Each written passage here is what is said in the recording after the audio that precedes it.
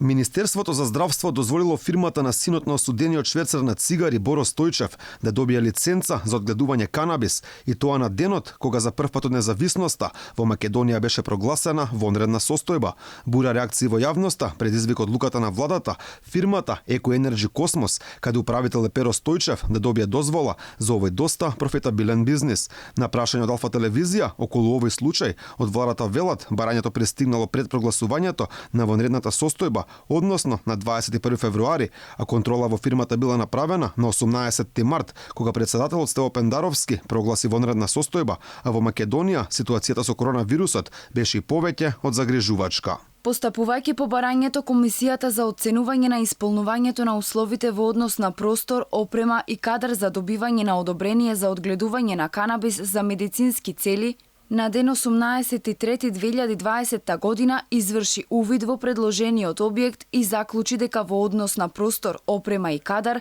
се исполнети условите за одгледување на канабис за медицински цели на Еко Енерджи Космос ДОО, село Зубово, Ново село.